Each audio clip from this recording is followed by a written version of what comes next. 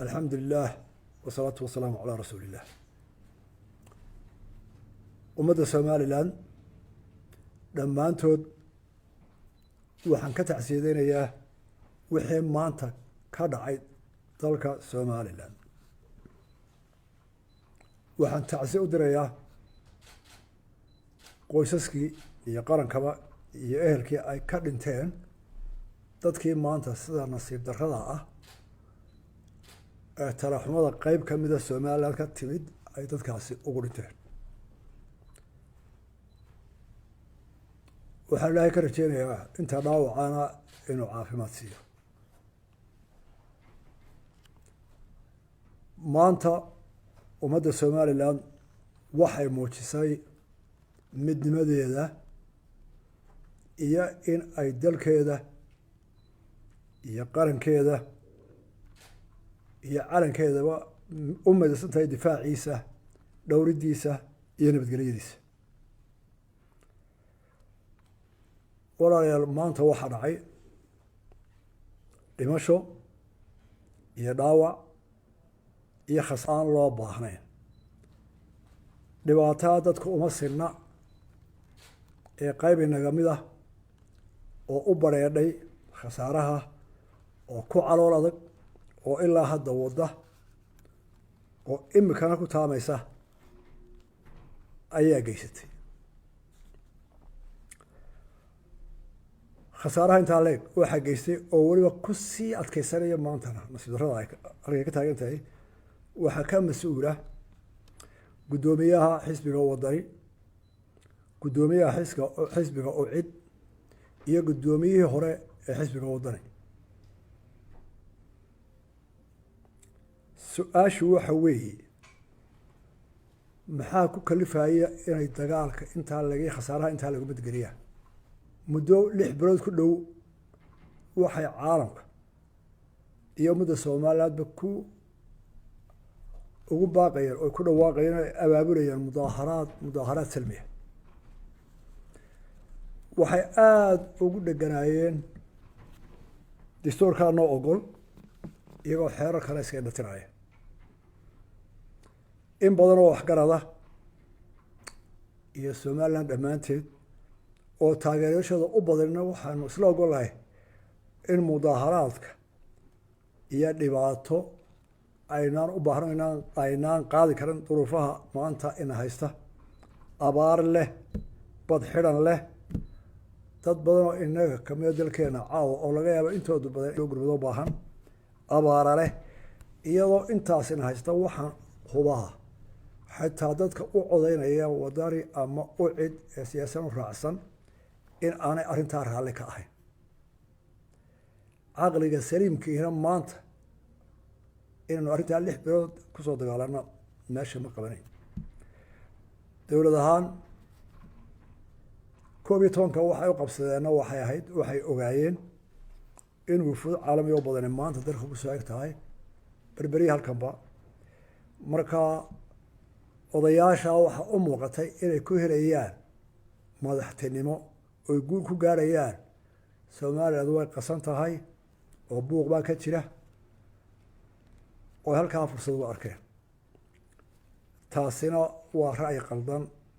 waxaase nasiib darro ah iyadoo maanta waxaas dhaceen inay haddana maanta miidiyaha ka leeyihiin waanu sii wadanaa dagaalka joojin mayno.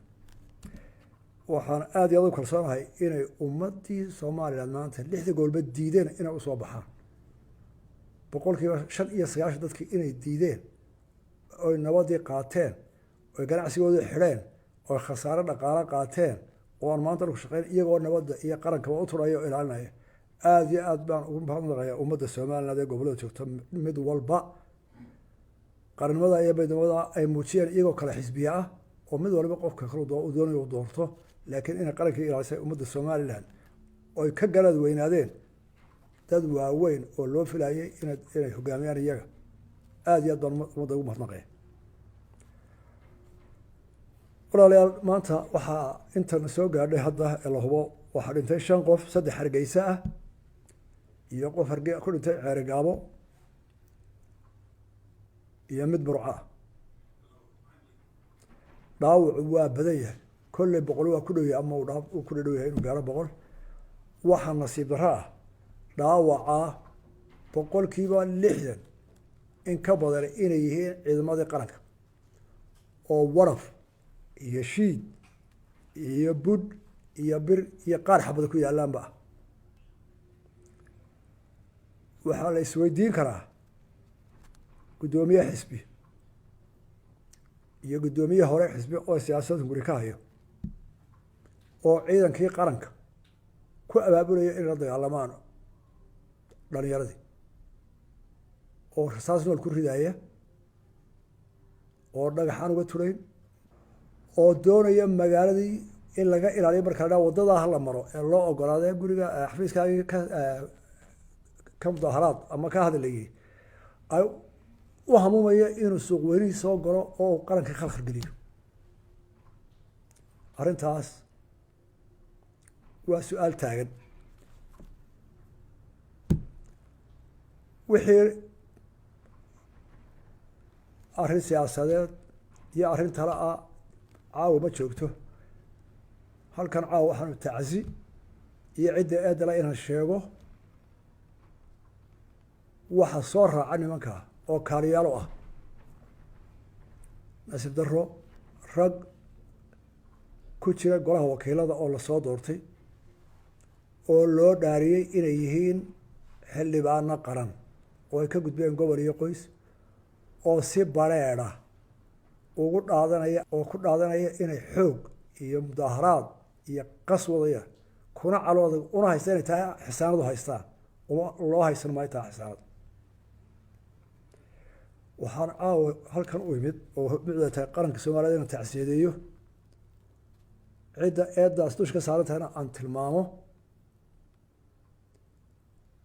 qarankana aan uga mahadnaqaa midnimadooda kana codsado sida ay maanta u ilaaliyeen in wadajir looga hortago fitnada iyo qaska.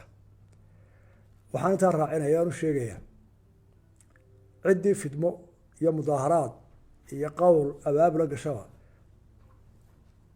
in aanu dhacaynin oo aan la ogolaaneyn mudaaharaad gobolada magaalo qura iyo tuulo dambe ka dhaca ilaa amar dambe. waa laga hortegayaa oo qaranka lagu burburin maayo mudaaharaad aan sharciyeysnayn oo fidmo wada. tusaalihii ugu wanaagsanaa shalay baanu bixinay. waa markii u horreysay ee dowladda somalilan 30 sano ogolaato in mudaaharaad nabadgelyaa la dhiso. waxaa loo sheegay halkay tegayaan, waddaday marayaan, ammaankooda la sugay. waa muuqa weyn waayo uma muuqata taas iyaga.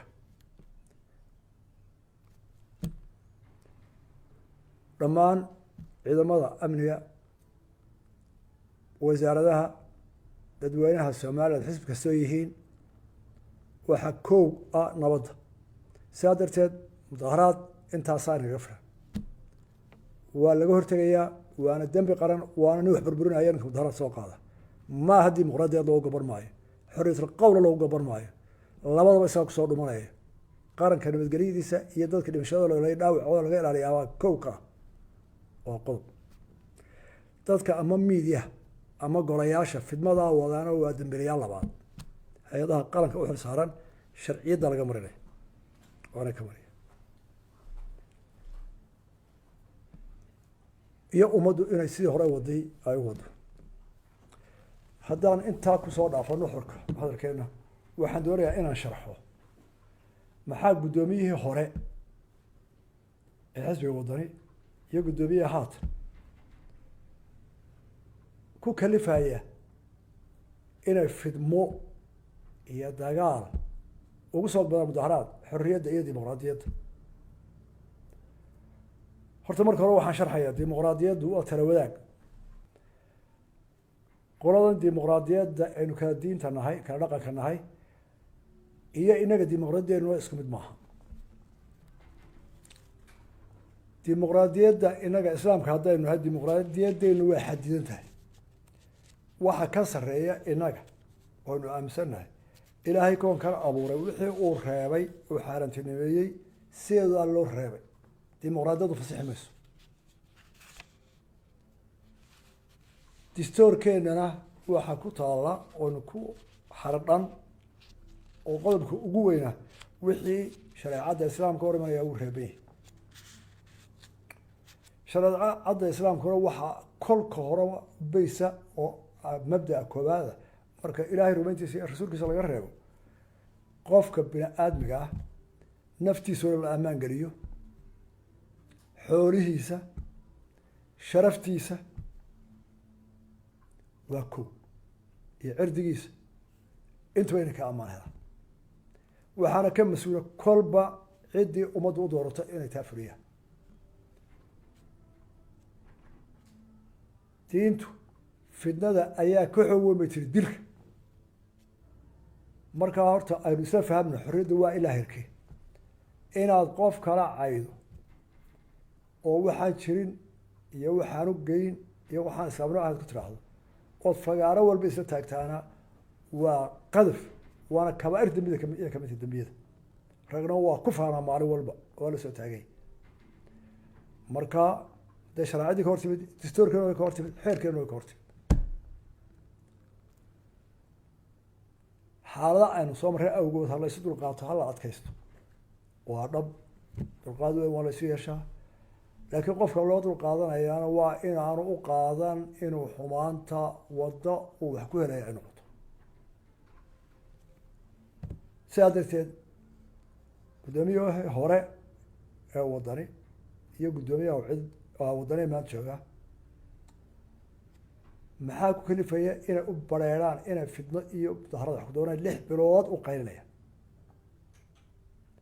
3 qodob ayaa arrintaa keenay. mid waa talada guddoomiyihii hore go-aanka uu gaadhay muddo sanad ku dhow horteed talada uu gaadhay. midna waa tacabkii guddoomiyaha imika xilka haya. midna waa caradii taageerayaashii xisbiga waddani. maxaa dhacay? guddoomiye hore ee xisbiga waddani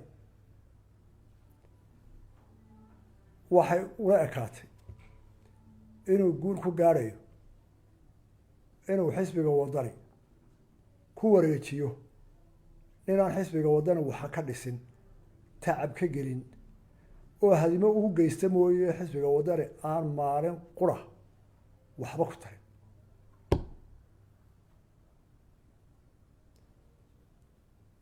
guddoomiyaha hadda jooga maxaa kalifaya inuu saa yeelo? guddoomiyaha hadda jooga waxau helay xisbi aanu ku tabcin oo gaardaamo mooye aanu maalinna wax hiilo siinin oo uu si baylaha u helay. dabeetana si uu xisbigaa u haysto waxay danta ugu muuqataa in uu qalalaase kaga dhuunto doorashada iyo tartanka ururada ee hadda taagan. waayo guddoomiyaha jooga hadda wuxuu arkaa in wareejintii uu ku wareejiyey guddoomiyihii hore xisbiga taageerayaasha ay ka cadhoodeen oo ay ka baqayo in aanay xisbiga hadda la soo saarin. labadaa qodob waxaa ka dhashay cadhadii taageerayaashii xisbigii waddani oo ka gadooday xisbigii tacabka ay geliyeen ku dhabar jabeen cod iyo xoolaba geliyeen iyo caqliba in had cad ay fara maran kasoo joogsadaan. taasina waxay keentay inay cadhadii tala gaara iyo halkay doonaan inay la tagaan laga yaabo ay ka tashanayaan. 3daa qodob waxaa ciro loo sawiray oo uu run mooday. haddaynu mudaaharaad wadno dowladaha imika waa laga yaacaa siriraanku filim ka daawaday. waxay la noqotay haddii buuq la aso inuu saa madax u gaadhayo. cabdo khalad fi lxisaab. somaliland waxa qura oo madaxnimo lagu noqon karaa kolka hore waa nabad iyo doorasho. labadaa waxaan ahayn nina hore uguma gaadhin, haddana ku gaadhi maayo. waxaa kaloon u sheegaya inay ugu filan tahay maanta cibrad qoladaas wadani jawaabtii ummaddu ay siisay 7 gobole loo siiyay inay ka mudaharaadaan jawaabtii dadku siiyey inay ku diideen mudaharaad iyo fidmo iyo qalaaqal iyo dagaal cid waliba xataa kuwii u codeynayay ay muujiyeen codka xaq baad loogu leedahay haddaan kula ogolaano laakiin dagaal iyo fidmo gelimeyn oo dadku ka maagaano kasoo joogsadeen 100%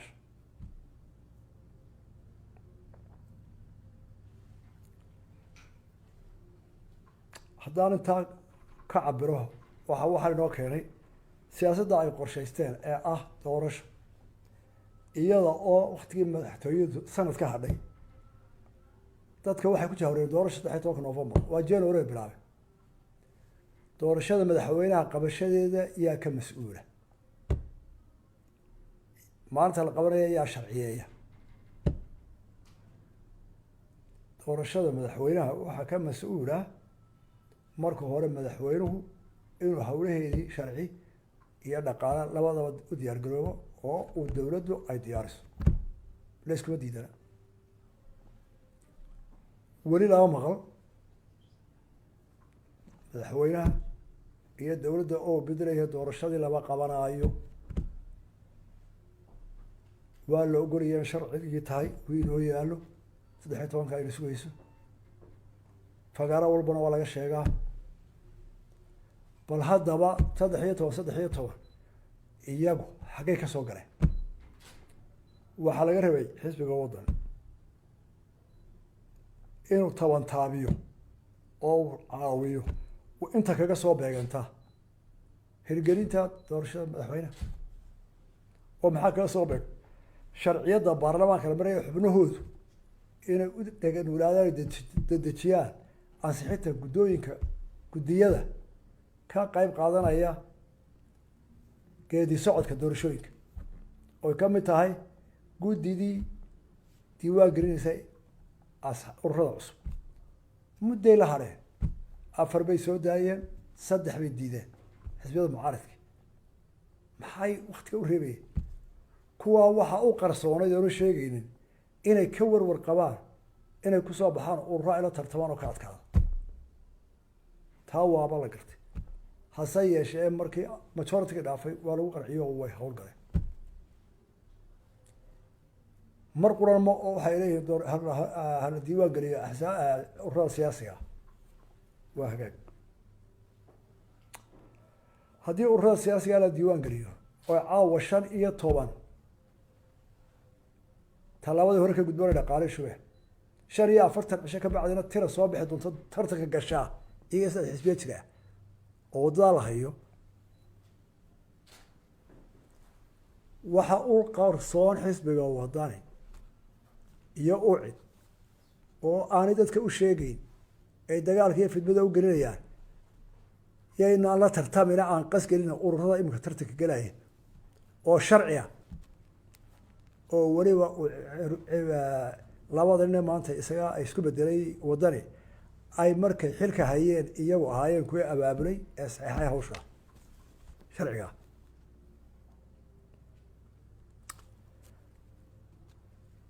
waxa timid oo kaga soo beegantay guddigii doorashooyinka 7 xunood baa loo geeyey ayaa loo dhiibay bar bay soo daayeen intii kalena way reebeen fasax 2 biloodna waa la gelayo way ku beegeen haddana waxay leeyihin doorashaa dib u dhacaysa oo hay-addii doorashada geli lahayd ee qaban lahayd ba wadagan haystee yaad uga cabanaysaa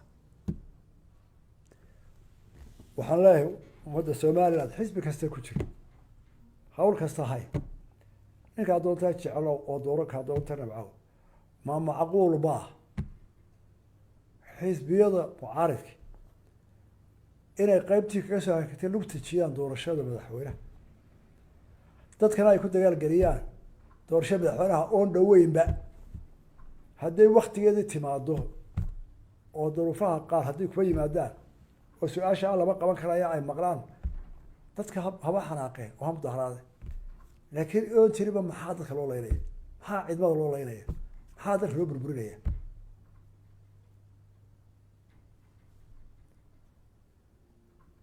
taasina waa qodob doorasho lugta ay jiideen haddana dadka ay kuleynayaan hana la dhegeysto oo dalku ha la wada yeesho oo talaha layska maqlo waa guddoon diinta ayna faraysa dhaqankeena ayna faraya anigaa ogol maxaa mayd ugu dambeeyey kaa la sii sido 3 cisho ka hor 4 cisho ka hor waxaanu u yeedhnay guddoomiyaasha labada xisbi mucaaradka madaxdooda inaanu ka wada hadalno haddii aydinka qabsatay shir mudaharaad salmiya aynu weydiina habkeebaa ugu nabad badan inu ka watashano ucud waa yimid xisbiga wadani madaxdiisu waa diidan timaado dadkoodana waxaa lagu dadaal gelinayaa dhalinyaradooda dictator baa ina qabsaday tala laynooma ogola waa layna xumeeyey aan wax iska celino shirkiisaynu u qabsanaa mudaharaad aynu ka wada shaqeyno nabadgelyo ummaddeena ku dhibina way iman waaye 2 cisho 3 cisho guddoomiyihii hore guddoomiyihii dambe madaxdoodii waaweynay guddoomiyaha cid baa anaa ka wakiila oo waan midaysannahay oo anay soo firteen oo waxba ka fiilaya dee nama qabato maya anigaa wax loomeynaya waay laba waxbay qabsadeen ku dhegay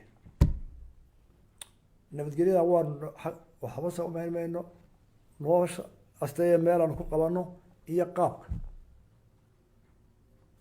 2 cishaa nala fadhiyay ninkaa guddoomiyaha cid wasaaradda 5 wasiir baa la fadhiyey keligii mar walba wadani waa diiday hortegi maayo nimanka kaadi badana waa loo gobol badiyaa dowladda dulqaad ha muujiso wixii aynu ku heshiinayn oo danaba hala yeelo waa laga yeelo waxaa lagu heshiiyey maadaama ay warqad soo wada qorteen oo aan codsi ahayn oo ansixiya ah way diidayaan codsi se sharcigu dhigaayo oo ay ka bariirsan yihiin oo fidmo wadaan waxaad ku qabataan isu soo baxa xafiisyadiina horteeda taageerayaashiina kala hadla caalamkana u sheega waxaa laydku haya dulmiya mudaaharaad iyo isu soo baxa dadkuna waa kala jaad mudaaharaad waa dad socda laga yaaba inay qaarcadhaysan yihiin magaalo cidhiidhiya dhalinyaradooda baagamudaa soo dhexmarideeda la garan karo wax ka dhacaya isu soo baxu waa taageerashii xisbiga oo xafiiskoodii tagadoo la wacyi gelinayo oo wixii kusoo kordhay iyo wixii dhibaato jira iyo wixii wanaagsan loo sheegay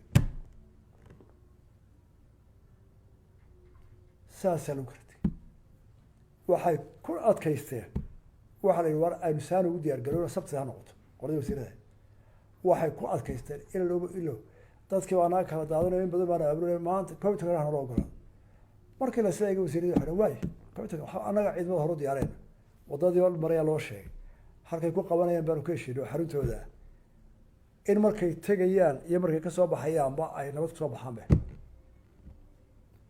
gobollada dhammaantood hargeysa mooyaane iyo ceergaabo waxoogay dheera ay shaqayn markii hore si wacan baa la wada yeelay saasaa loo wada yeelay way yimaadeen way hadleen way dhegeysteen burco 45 daqiiqo ka bacdi markay dadkii hooydeen ayaa dagaal cusub la soo kiciyay hargeysa la isku haystaa ka kacay burco ay waana casi hore u seexateen dhimashadii dhaawac ka dhacay dadka hadda meel soo abaabulay oo labada xisbi soo abaabulay hargeysa halkii loo astagay xaruntoodii ayuu dadkii tegay waxay dadkii ku qasbeen in wadada laamida ee halbowlaha magaalada la gooyo ciidamadii waxay ku yidhahdeen halkiinaa ku ekaado wadada halbowlaha ah ee dalka isku xidha ha u soo dhawaanin ee baabuurtu salka isku haysta iswada jiidka ee dekadii iyo dalka u kala shaqeynaysa waa la diiday shiid baa lagu bilaabay wadadii gaariyaa baabuur lasii diyaariyo ciid iyo dhagax iyo beristaa waddadii lagu daadiyey ilaa 2 saacadood ilaa duhur ilaa 12 ilaa 12 barkii waddo walba iska roga kolo meel laga soo tuuro iyo caruur iyo dhagax iyo ciid waddadaasun in ilooba loo kala jaro maanta ay kaga beegantay nasiib wanaag dadkii magaalada deganaa xaafadaha deganaa iyo ciidamada iskaashanaya way ka hortageen mar quran waddada isma taagin mar walba dad baa qaadiyey mutadawiciina iyo ciidamada qaranka dhagax waraf faas bud ciidan tiro badan baa waxaa lagu dhaawacay la soo gaaro markii dambana raas nool baa lagu dhaawacay ciidanka lagu soo riday